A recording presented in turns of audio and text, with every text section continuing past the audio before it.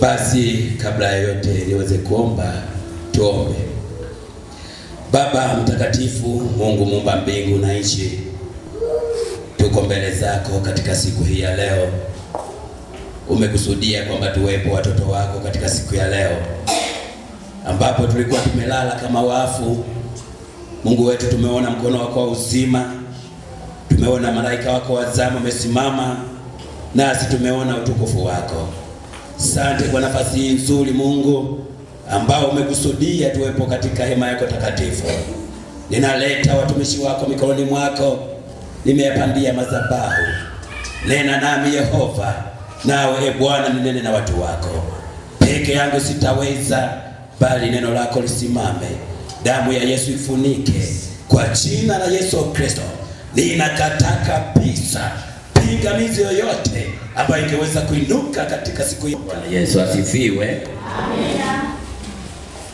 Basi kwa kuwa maneno ya Mungu yameandikwa hivi, na wale wanafunzi 11 wakaenda Galilaya mpaka mlima ule uliowaagiza Yesu.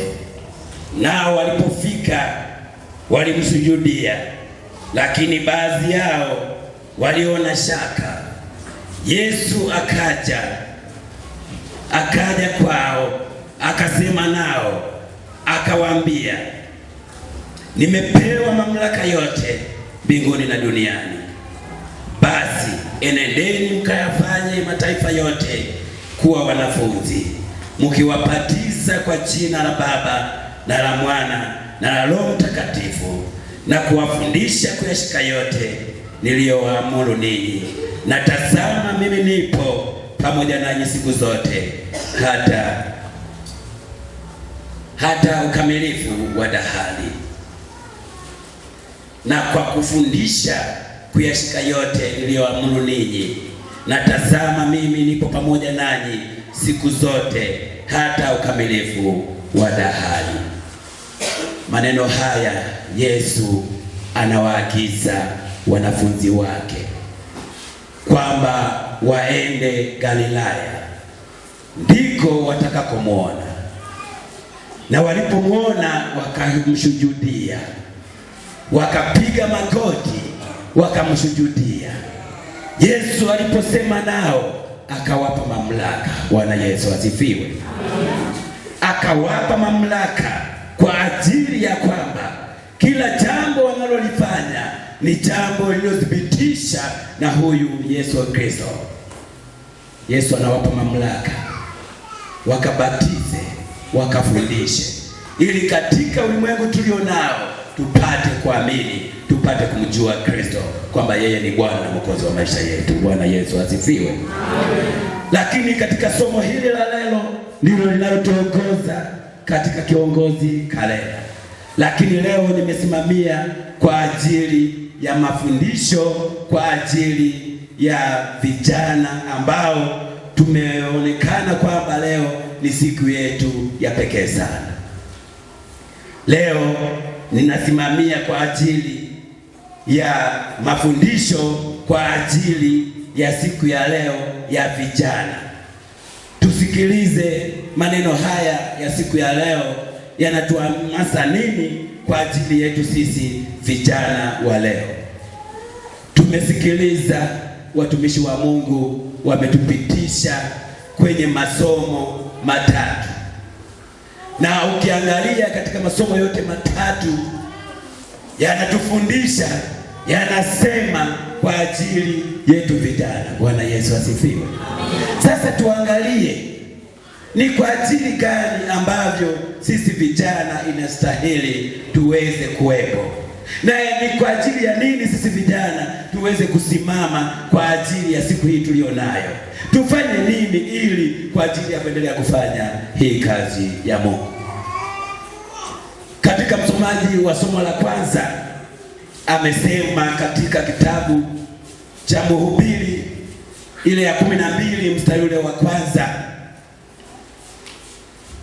mkumbuke Muumba wako siku za ujana wako, kabla hazijaja ya siku zilizo mbaya, wala haijakaribia miaka utakayosema mimi sina furaha katika hilo. Bwana Yesu asifiwe.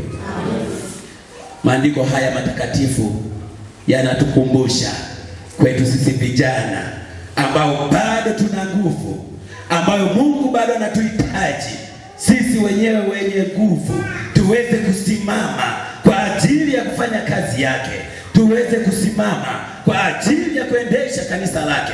Yanatukumbusha katika maandiko matakatifu kwamba tukumbuke wakati bado tuna nguvu, tukumbuke wakati bado tuna uwezo wa kwamba kabla nguvu zijatuisha, maana siku itakapofika, siku ile ya kusema, ya kuomba kazi za Mungu, ndipo tutakapoona hatuna nguvu, tutakuwa tumechelewa. Lakini maandiko ya siku ya leo yanatukumbusha wazi kwamba tukumbuke kabla siku zijafika zilija Mungu hatutakuwa nayo. Bwana Yesu asifiwe. Amen.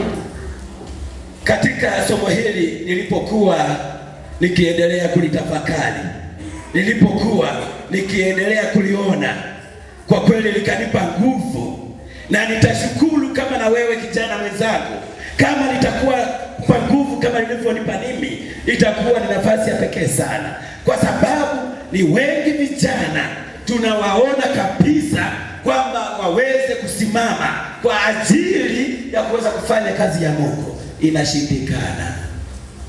Tunapita huku na huko, tunaona vijana wenye umri kama mimi, tunaona vijana wenye umri mdogo tofauti na mimi, lakini tunaona mambo yanavyoonekana juu yao, tunaona matendo yao wanayoyafanya ambayo hayapendezi hata machoni pa Mungu. Lakini mimi na wewe ni nafasi ya pekee sana ya kujiuliza, tumempendezesha nini Mungu? Tumemwonyesha nini Mungu? Naye Mungu akapendezewa kwamba atuweze kutukusanya, aweze kutuleta katika hema lake takatifu, na tuweze kujua kwamba yeye ni Bwana Mwokozi. Ni kwa ajili ya neema yake. Haleluya.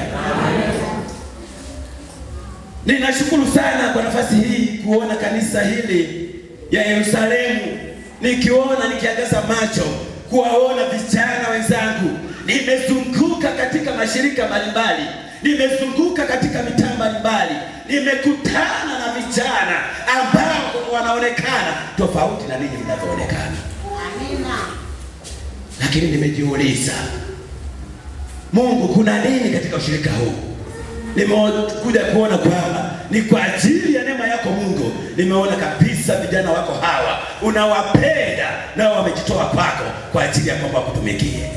Nipende kuwashukuru sana Mungu wa mbinguni, aendelee kuwapa baraka na muendelee kusimama katika roho na kweli.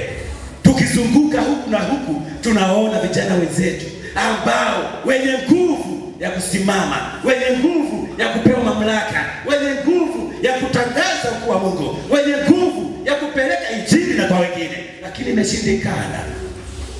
Wenye umri kama mimi, wengine wamefika muda wameanza kutembea na mafimbo kwa ajili mambo yoyafanya hayampendezi Mungu.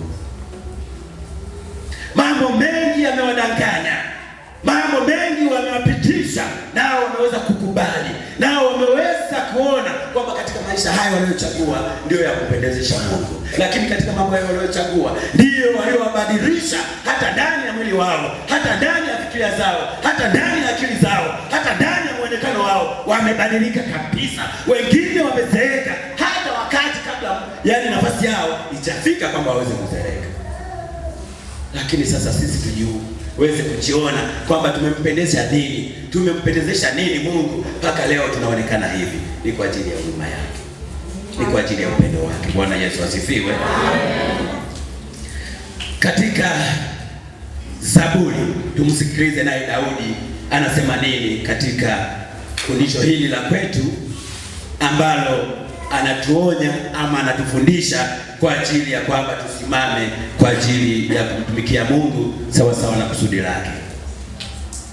Katika kitabu cha Zaburi sura ile ya 119 mstari wa 9 unasema, jinsi gani kijana aisafishe njia yake kwa kutii akifuata neno lako. Jinsi gani kijana aisafishe njia yake kwa kutii akifuata neno lako. Bwana Yesu asifiwe. Njia ya kujisafisha ni sisi wenyewe, jinsi tutakavyopokea, jinsi lile tamko litakalotoka kwa Mungu, jinsi Mungu atakavyo tutumia na jinsi tutakavyojitoa nafsi yetu kwa ajili ya kumtegemea Mungu kwamba awe ni Bwana na Mwokozi wa maisha yetu, naye Mungu atatupitisha kwenye njia kwa katika njia nyingine. Tunapozunguka tunakutana nao wa njia ya namna hiyo. Bwana Yesu asifiwe. Lakini anapoendelea kutufundisha kwamba jinsi gani katika vijana aisafishe njia yake, njia ya kuisafisha kwa macho yetu ya kibinadamu hatuwezi, bali ni kujitoa kwa Mungu. Tukikubali kwamba Mungu ni Bwana Mwokozi, anaweza akatusafishia njia ya kila aina yoyote ambayo kwa mawazo yetu hatuwezi, lakini Mungu anaweza. Hakuna jambo gumu lisilowezekana kwa Mungu, bali magumu yanaonekana kwetu, lakini machoni pa Mungu yote yanawezekana. Wengi tumejisalau tukiwa vijana, wengi tumeona kwamba hatuwezi. Wakati Daudi anasimama kwa ajili ya kubeba ukuu wa Mungu, anabeba mamlaka ya Mungu, alijinyenyekesha sana, akaona kwamba ni mengi hayawezi, lakini kwa mamlaka ya Mungu, lakini kwa uwezo wa Mungu, kwa kuwa Mungu alikuwa amemhesabiwa kwamba naye katikati ya maisha ya wanadamu naye yupo anaweza, alimwezesha. Bwana Yesu asifiwe. Alizalauliwa sana, alionekana hana thamani, lakini hakuwa na thamani kwa ajili ya uonekano wa nje wa kibinadamu, lakini Mungu mwenyewe alikusudia juu yake, akamthamanisha, akampandisha, akawa malaika kwa ajili ya kwamba yeye kusudi lake lipate kumaanisha kwamba aonyeshe uwepo wake, aonyeshe na kwa wengine, ili wapo wengine hatuwezi. Wengi tunarizika mno, wengi tunaona mno, kwa sababu ametupa vitu vinavyoonekana kwa nje, tukaona kwamba inatosha, tukaona kwamba tumeshafika. Lakini ukiangalia, ukisimama, vyote vinavyoonekana na vyote visivyoonekana, vyote ni mali ya Mungu. Haleluya. Kwa nini tulizike na vitu vinavyoonekana vya nje? Kwa nini tulizike na vitu vya kupita? Tunakutana na wenzetu wa kwamba nao walikuwa kama sisi, walikuwa navyo kama sisi, lakini ifika wakati vitu hivyo vikaondoka na watu hao wakaondoka. Sasa ni muda mzuri wa kujiandaa, ni muda mzuri wa kumkabidhi Mungu, ni muda mzuri wa kujipalilia njia, ili siku inapofika tuonekane kwamba sisi tuna thamani mbele za Mungu. Bwana Yesu asifiwe. Amen. Nilipokuwa natembea njiani nafika hapa, nilikuwa na tumaini ya kwamba sitaweza kukuta vijana wenzangu kama hawa. Katika mashirika niliyozunguka na kupita, nimewakuta vijana wako, lakini hawawezi wakatokea kama nilivyoona leo. Kuna kitu nimejifunza katika ushirika huu wa Yerusalemu. Kuna kitu ninapotoka mahali hapa, inabidi nichukue jambo fulani nipeleke na sehemu nyingine, kwa sababu inatupasa. Maandiko haya yametutia nguvu, maandiko haya yametupa mamlaka kwamba sisi wenye nguvu ndio tupate nafasi ya kusimama sasa na kusudi la Mungu, kwamba tuweze kutangaza ukuu wa Mungu, tuweze kubeba ukuu wa Mungu, tuwapelekee na wengine. Wapo mahitaji ambao wanahitaji neno la Mungu liweze kuwafikia, lakini sasa inashindikana kwa sababu sisi wenyewe vijana tujajitoa na moyo kwamba tuchukue mamlaka, tuchukue ukuu wa Mungu, tuweze kuendelea kutangaza ukuu wa Mungu, ili katika ulimwengu tuliokuwa nao waweze kumtumikia Mungu, waweze kumjua Mungu kwamba yeye ni Bwana ndani ya maisha yetu. Haleluya. Niweze kumshukuru baba mchungaji kwa hamasa hii ya kwamba ambayo anaendelea kujitoa. Sio kazi lelemama, sio kazi kidogo, ni kazi ngumu ambaye ukijitoa kwamba na wewe uone kabisa mkono wa Mungu jinsi wa kusimama kwa ajili ya kutangaza ukuu wa Mungu. Niwashukuru sana kwa nafasi hii, niwashukuru sana kujitoa kwenu, niwashukuru sana kuacha majukumu yenu, niwashukuru sana kuacha biashara zenu, niwashukuru sana kuacha familia na majukumu ya kila aina yoyote kwa ajili ya kuendelea kumtafuta Kristo kwamba yeye ni Bwana Mwokozi wa maisha yetu. Wengi hawatamani kwamba wapoteze hata siku moja kwa ajili ya kumsikiliza Mungu. Wanaona kwamba niache duka langu, mbona siku hii na muda nitakaouacha, mbona nitakuwa nimekosa thamani ya shilingi kadhaa, nitaacha mfugo wangu, mbona utakufa na njaa. Bwana Yesu asifiwe. Lakini nini? Mungu ataweka baraka yake kwa jambo mlilochagua, ndilo Mungu analolihitaji. Kwa jambo mlilojitoa, ndio Mungu analolihitaji. Wale waliobaki kwa makusudi yao, kwa kiburi chao, ninawaambia mnapotoka hapa, mnapoenda huko, mtaenda kukamata 100 mara 100 zaidi ya wao. Bwana Yesu asifiwe. Amen. Mungu awabariki sana. Mungu wa mbinguni awatie nguvu sana. Mungu wa mbinguni apende kuwapa baraka, kwa sababu bila yeye sisi sote tusingeweza, lakini yote yanawezekana kwa kupenda kwake. Asante sana, nimeona mambo mengi, nimejifunza mambo mengi kwa ajili ya kumtukuza Mungu, kwa ajili ya kujitoa kwa Mungu. Mungu wa mbinguni aliyewaleta, Mungu wa mbinguni awape baraka siku zote daima, sasa na hata milele. Amina. Mungu wetu na Baba yetu wa mbinguni, uliyeumba mbingu na nchi, tunajikabidhi kwako uliye hai, uliye mweza wa yote. Asante kwa kanisa lako. Asante Bwana kwa ajili ya kwamba wewe ni mwingi wa rehema, si mwingi wa hasira, ni mwingi wa upendo. Ulisema mnapokutana 2 au 3 nami nipo katikati yenu. Tunaomba Bwana kuwa nasi tulipokuwa tumeanza ibada hii, hatimaye hata Mungu tunapoendelea kuwa na ibada hii ukawe nasi. Asante kwa ajili ya ushirika wa Yerusalemu. Baraka zako Mungu nyingi zikafunike. Tumeona mkono wako wa uzima, tumeona malaika wako Bwana wa zamu amesimama kwa wakati.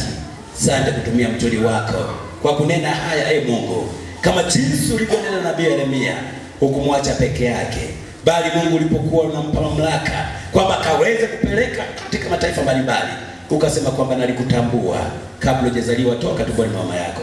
Nasi Mungu kujitoa kwetu, unatutambua vema jinsi tulivyo. Kwa Yesu Kristo Bwana wetu, nikiomba yote haya kwa jina la Mungu Baba, Mwana na Roho Mtakatifu. Amen. Hebu kama umebarikiwa, nyosha mkono wako wa kulia namna hii, ongeza na huo wa pili juu, mpe Yesu makofi mengi mengi na vigelegele. Sijaona makofi ya mamangu pale, mama Mlowezi, makofi peke yako mama. Asante sana, Mungu atubariki sana. Sasa jiandaa zaka, naomba tupite mbele. Pata zaka kwa siku hii ya leo. Tunashukuru wote ambao mpo tayari kumrudishia Bwana aliyo ya kwake. Watu bado wanatafuta kule namba 10 beti moja, wakati wanajiweka vizuri vizuri.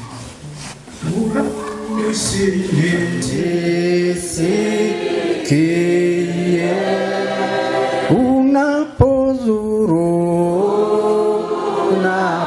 unapozuru wengine, Bwana usinipite. Baba Baba, katika jina la Yesu Kristo Mungu wetu uishie milele, tuko mbele zako kwa siku hii ya leo. E Bwana, wewe ni Mungu tuliohitaji uongozi wako. Mwanzo wa ibada haujatupungukia. Tumejifunza mengi tangu tuingie katika ibada hii. E Mungu wa mbingu na nchi, tunakurudishia sifa na utukufu, maana haujatuacha peke yetu. Na sasa na muda huu, Bwana, tumeingia katika hatua ya kukuletea shukrani mbalimbali kwa matendo makuu unayotutendea. Na sasa Bwana, watoto wako waliosimama mbele zako, mbele ya madhabahu hii, Bwana, watazame kwa jicho la huruma, maana wameshikilia zaka mikononi mwao kutoka katika sehemu mbalimbali ya vipato vyao. Waliona Bwana kuna sehemu ya kwako, hivyo wamekuja kwa unyenyekevu mkubwa kukuletea wewe, ili nawe Mungu wa mbingu na nchi uweze kuwabariki. Umeahidi katika maandiko matakatifu tukujaribu kwa namna kutolea. Watoto wako wamesimama mbele kukujaribu, kukutolea Bwana vipato vyao. Kila mmoja tukisema toe ushuhuda mali hapa, kila mtu atatoa ushuhuda wa kwake. Lakini kwa sababu nasema hakuna jambo lilo la siri mbele zako, kila mmoja umejua anahitaji nini katika maisha yake, yeye na familia yake. Anahitaji nini katika biashara yake, anahitaji nini katika mifugo yake, anahitaji nini katika ofisi yake, anahitaji nini katika mashamba yake. Wewe ndio mtoa baraka, na wewe huna upendeleo. Kwa kadiri watoto wako walivyokujia kwa unyenyekevu, naomba usiwapite. Mubariki kila mmoja mmoja, Bwana, akapokee baraka na hatimaye akasimame atoe ushuhuda kwa jinsi ambavyo unambariki. Mungu wa rehema, inawezekana wengine ni wadhaifu wa mili miongoni mwao, naomba ukatende miujiza yako ya uponyaji. Wapo ambao walipata shida muda wa miaka 38, wengine walipata shida muda wa miaka 12, lakini Bwana walipokutana na wewe walipata uzima. Watoto wako wamekugusa kupitia zaka hizi, naomba uwaponye. Ondoa mateso katikati ya watoto wako, ondoa bara na mikosi ya kila namna, mimina mafanikio katikati ya watoto wako, wakapokee baraka zitokazo kwako. Na wale wadhaifu wewe Bwana ukawaponye kwa mamlaka ya jina la Yesu Kristo wa Nazareti. Tunajua kuna jambo lilo gumu la kushinda wewe. Mungu wa mbingu na nchi, watembele watoto wako kwa siku ya leo. Pokea zaka zao Mungu, pokea Mungu kwa unyenyekevu, maana wamekutolea kwa moyo wa kupenda. Usiwapita hata mmoja wetu, kila mmoja Bwana akapokea baraka zake sawa sawa na uhitaji wake, katika jina la Yesu. Na wakabidhi mikononi mwako, nikiomba na kushukuru katika jina la Baba na la Mwana na la Roho Mtakatifu. Naomba hayo yote na kushukuru. Amina. Nimekombolewa na Yesu aliyenilemia kwa bei.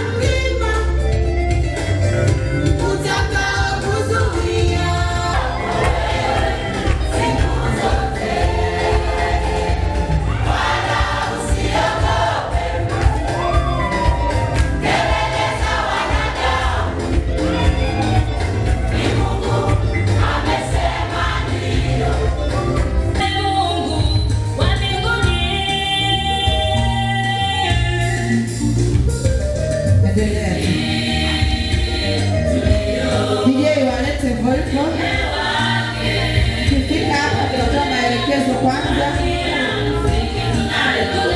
Wanaokuja ni kwaya ya vijana kati Shalom. Maelekezo kwanza. Tutatoa mwongozo.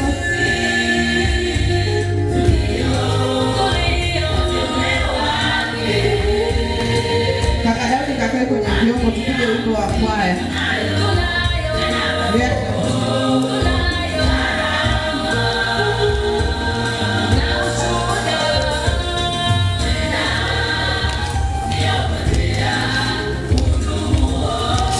Wazazi na walezi wetu pamoja na washauri mnaowaona mbele yenu ni kwaya ya vijana kati,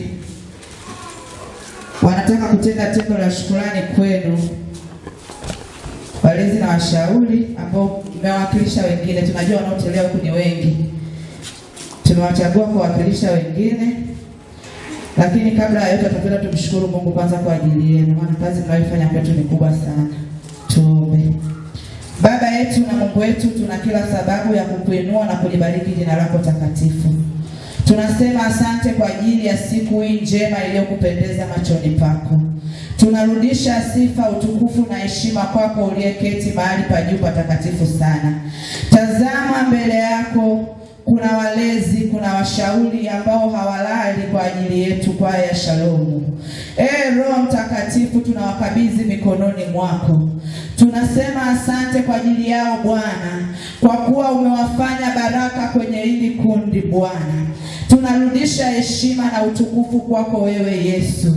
Pokea shukrani za mioyo yetu Bwana. Tunajikabidhi mikononi mwako.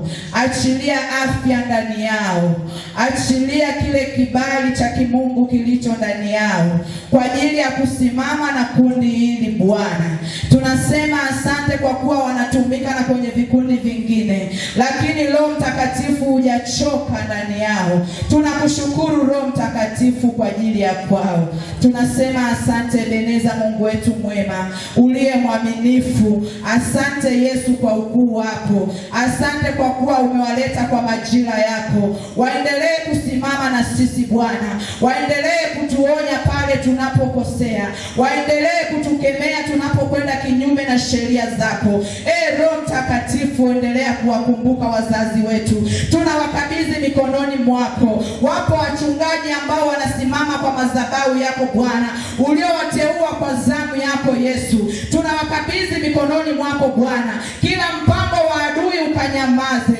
Kila lililo kusudi la kishetani likatulie katika jina la Yesu Kristo. Asante Roho Mtakatifu uliye Mungu mwaminifu. Tunajikabidhi mikononi mwako. Asante kwa ajili ya baraka hizi ya siku ya leo Bwana. Nasi tumeandaa kichache kwa ajili yao. Roho Mtakatifu tunakitakasa kwa damu yako Yesu Kristo. Kikapokelewe kwa namna ya utofauti. Wasiangalie kwa uchache wao Bwana. Wasiangalie kwa gharama. Lakini Roho Mtakatifu akakutizame wewe uliye Mungu mwema na mwana wa Mungu aliye hai. Amen. Amen. Asante. Kitenge ulichokishika Senje utampa mama yetu mlezi Tulia Kilundo. Atamfunika mama yetu mlezi Oliver Maxwell kwa ishara ya kushukuru. Mama, umekuwa pamoja nasi miaka 4 iliyopita. Mungu akubariki sana. Unamkabidhi kijiti mama Tulia Kilundo. Pokea shukrani hiyo mama. Amina. Lakini pia kitenge kingine utampa mama Oliver, atamfunika mama Tulia, ishara ya kwamba amepokelewa kijiti, lakini sio kwamba ametuacha. Sisi ni watoto wake bado. Kwa utampa mama kitenge, atamfunika mama Tulia. Mama, tupokee wanao, tuna changamoto nyingi, tuna shida, lakini mama tuongoze, tutakapoenda kukosea usituache, turekebishe. Amina.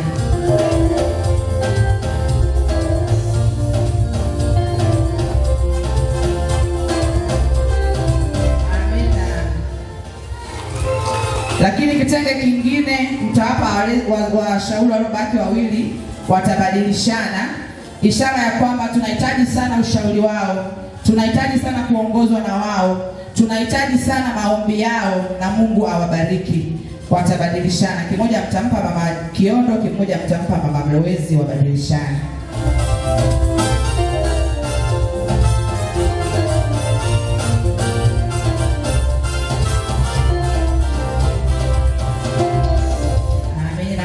awabariki. Lakini kipekee nitamwomba mama yetu mlezi Tulia Kirundo atachukua jumbe moja, atamkabidhi mama mchungaji Kamwanga, lingine atamkabidhi mchungaji wetu Sikazwe, lingine atamkabidhi baba yetu mlezi. Yeye wamebadilishana naye, ana uzuru, mlipokezana naye kijiti, anaumwa, kwa mama atatuwakilisha. Amina mama. Pokeeni zawadi ya uchache kutoka kwa vijana. Tuendelee. Tutampa baba mchungaji Sikazwe.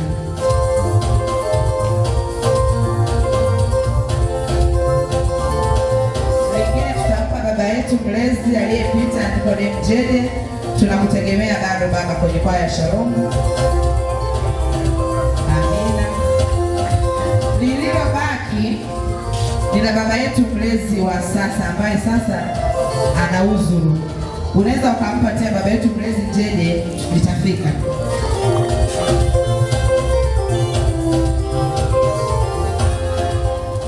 Amina. Mungu awabariki sana vijana kwaya Shalom, lakini pia Mungu awabariki sana walezi wetu. Nadhani tumefika mwisho. Pokeeni hicho kichache na Mungu awabariki. Amina.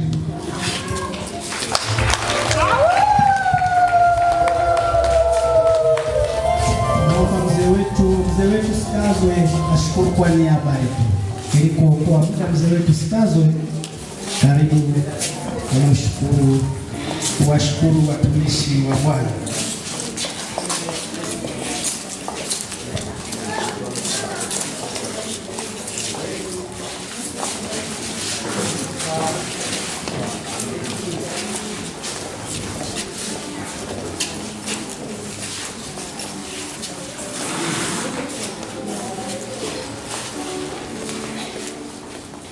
Kwa niaba ya hii safu iliyo mbele yenu, nipende kumshukuru sana Mungu, lakini pia niwashukuru sana kwaya ya Shalom pamoja na uongozi wote kwa ujumla.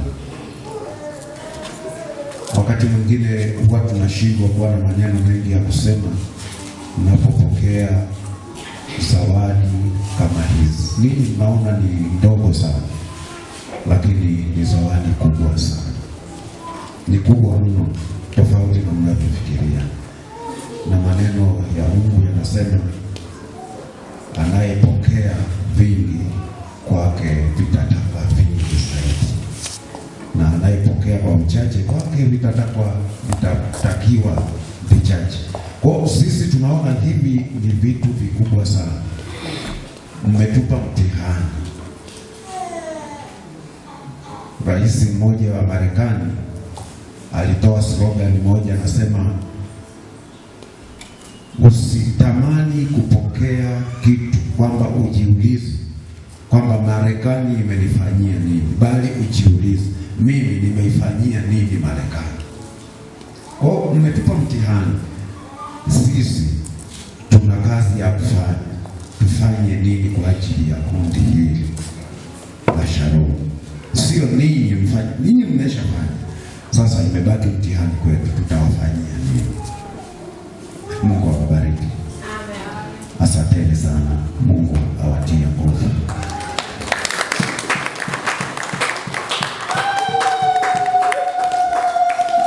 Kipengele cha ukarimu, nichukue nafasi hii kuwashukuru sana kwa jinsi ambavyo mmejitoa, lakini niendelee kuwa na ombi tena kwenu.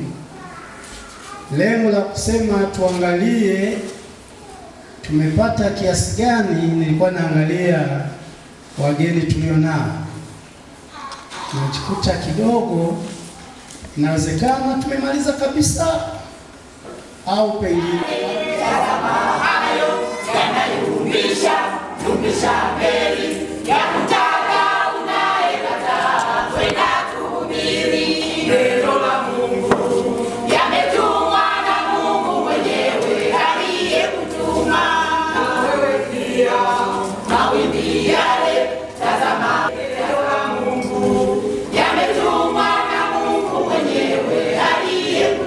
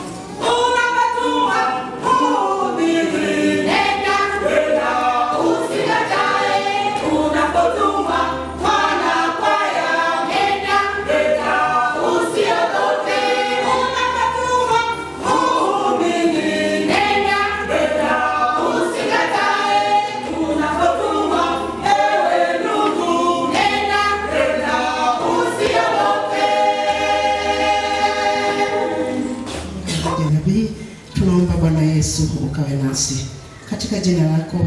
Pia tunaendelea kuombea matoleo yote ambayo Bwana yametolewa kwa ajili ya kazi yako. Tunaomba vikafanye kazi katika shamba lako. Tunakushukuru Bwana Yesu, hata wale ambao hawakutoa kwa siku ya leo, lakini Bwana utaenda kuwabarikia katika wakati mwingine wakapate kutumika. Katika jina lako tunaomba na kushukuru. Ufalme wako uje, mapenzi yako yatimizwe hapa duniani kama uko mbinguni. Utupe leo riziki yetu, utusamehe makosa yetu kama nasi tunavyowasamehe waliotukosea, usitutie majaribuni, lakini utuokoe na yule mwovu. Kwa kuwa ufalme ni wako na nguvu na utukufu hata milele. Amen.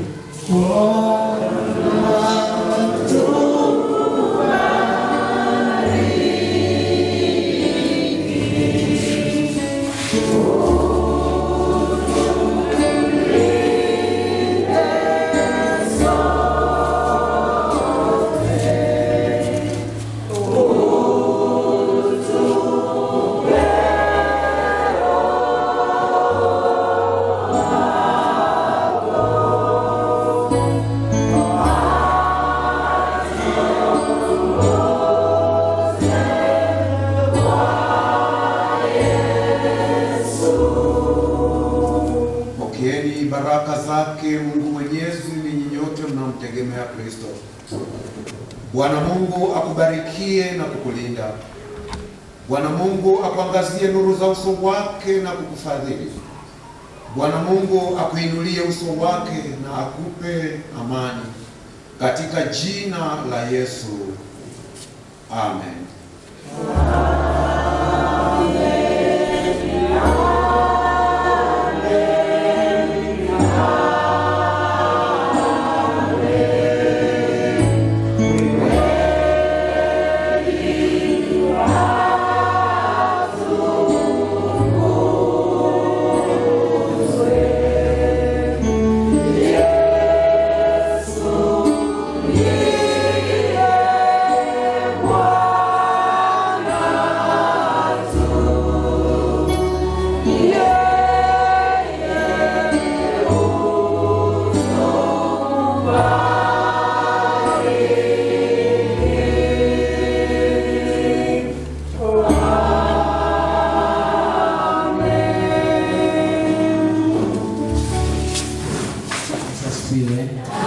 Wakati huu ni wakati ambapo tunakwenda kutoka na ndio mwisho wetu wa ibada.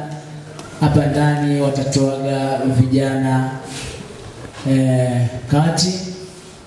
Naomba mtasimama, mtatoka pale nje, watatupokea umoja wa wanawake, umoja wetu wa kina mama. Karibu kwaya ya vijana hii.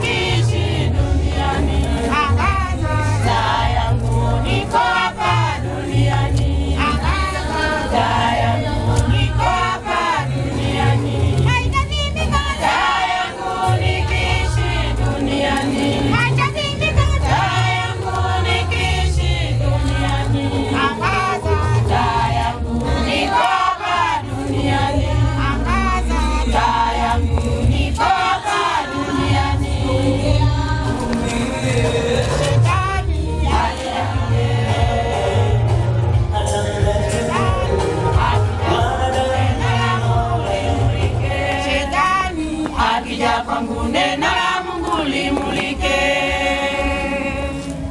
Haitazimika taa yangu nikiishi duniani. Haitazimika taa yangu nikiishi duniani. Angaza taa yangu niko hapa duniani. Angaza taa yangu niko hapa duniani. Taa yangu nikiishi duniani. Taa yangu nikiishi duniani. Taa yangu niko hapa duniani. Angaza taa yangu niko hapa duniani.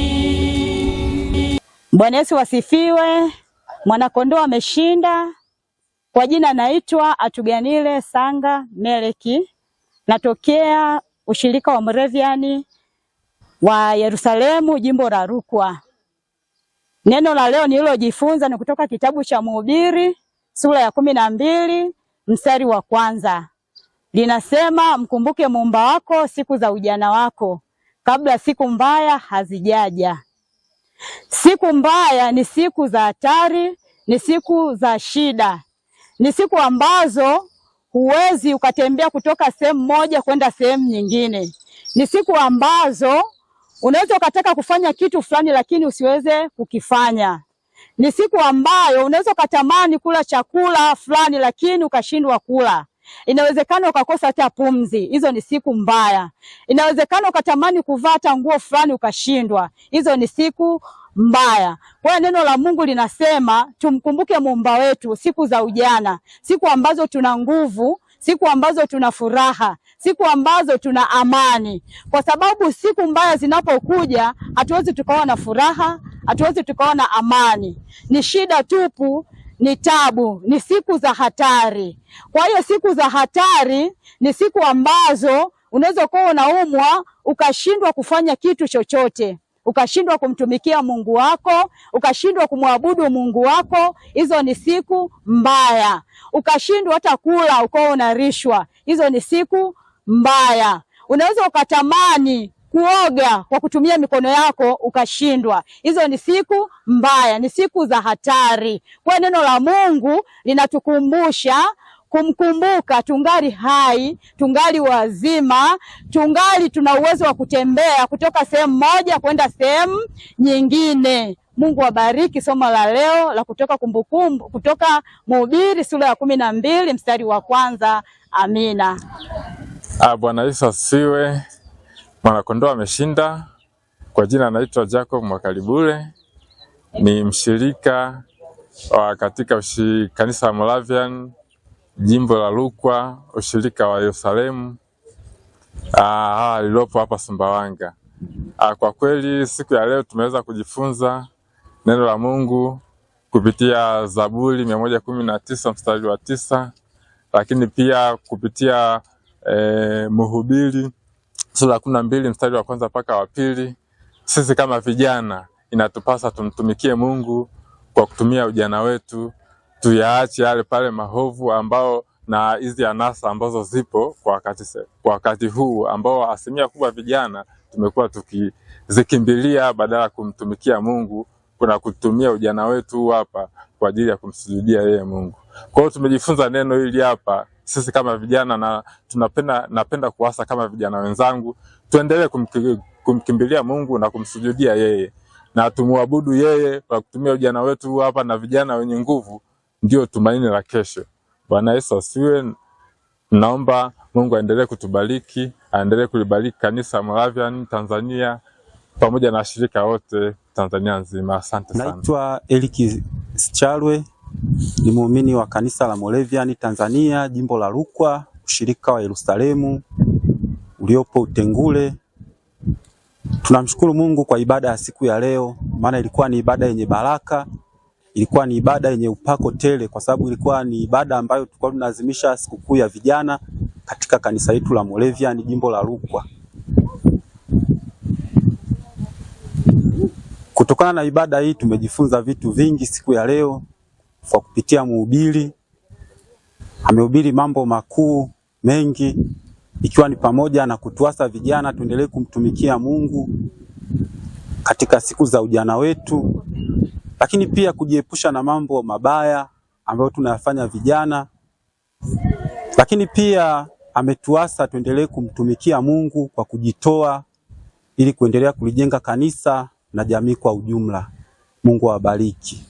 Yesu wasifiwe. Mwanakondoo ameshinda. Kwa majina ninaitwa Eliza Joseph Kibona.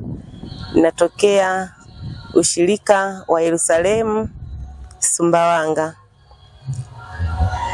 Kwa leo tumejifunza maneno matakatifu kuhusu vijana jinsi gani waenende. Mtumishi wa Mungu ametufundisha vijana wetu wakiwa ni sikukuu yao ya vijana B, tunawapongeza kwa sikukuu yao. Mungu aendelee kuwatunza, Mungu aendelee kuwafundisha, na sisi pia kama Wakristo tumejifunza kupitia maneno ya mtumishi aliyoyasema ni jinsi gani vijana waenende. Kuna maneno ya kujifunza pale. Moja, tunajifunza kwa kutii na kulishika neno na kushika amri za Mungu. Ukiyashika hayo utaenenda katika mapenzi yake Mungu. Amina. Amina. Nikushukuru sana wewe mtazamaji wa Baraka TV mahala popote ulipo, ambaye umeungana nasi kwa siku hii ya leo katika ibada hii kutoka ushirika wa Moravian Yerusalemu Tengule hapa mjini Sumbawanga. Tulikuwa na mtumishi wa Mungu ambaye amehubiri kwa siku hii ya leo, mwinjilisti Alinani Simfukwe, lakini pia kiongozi wa ibada hii akiwa ni Gervas Simtowe. Basi tukushukuru sana. Panapo majaliwa basi wakati mwingine tutaungana tena katika ibada ya namna hii. Ulikuwa nami Vumilia Mwanyangala kutoka hapa kanisa la Moravian jimbo la Rukwa. Nikushukuru na nikutakia kila lilo jema. Mwenyezi Mungu akubariki na uwe na siku njema.